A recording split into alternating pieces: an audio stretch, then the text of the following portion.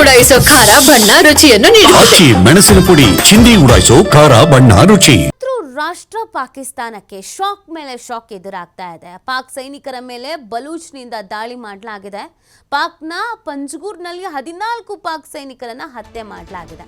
ಪಾಕ್ನ ಸೇನಾ ವಾಹನ ಭಸ್ಮ ಮಾಡಿರೋದು, ಹಲವರು ಗಂಭೀರವಾಗಿದ್ದಾರೆ. ದಾಳಿಯ ವಿಡಿಯೋವನ್ನ ಬಿಎಲ್ಎ ಹಂಚಿಕೊಂಡಿದೆ. ಬಿಎಲ್ಎ ಬಂಡುಕೋರರು ಹಂಚಿಕೊಂಡಿರೋದು.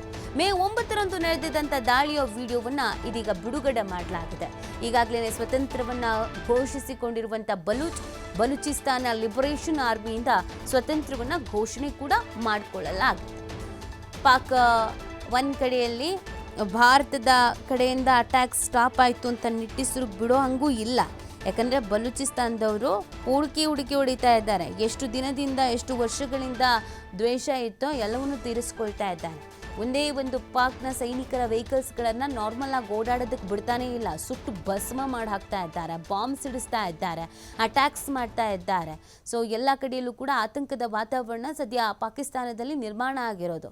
ಇದು 9ನೇ ತಾರೀಕು ಯಾವ ರೀತಿಯಾಗಿ ಅಟ್ಯಾಕ್ ಮಾಡಿದ್ದೀವಿ ಅನ್ನೋದ್ರ ವಿಡಿಯೋವನ್ನು ರಿಲೀಸ್ ಮಾಡಿದ್ದಾರೆ ಬಲೂಚಿಸ್ತಾನದವರು. ಪಾಕ್ ಸೈನಿಕರ ಮೇಲೆ ಬಲೂಚ್ನಿಂದ ದಾಳಿ ಮಾಡಿರುವಂಥ ವಿಡಿಯೋ ಇದು 9ನೇ ತಾರೀಕು ಅವತ್ತು ಮಾಡಿರೋದು.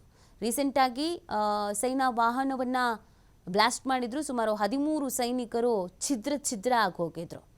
ಅದಾದ ನಂತರ ಮತ್ತೊಮ್ಮೆ ಅಟ್ಯಾಕ್ ಮಾಡಿದ್ರು.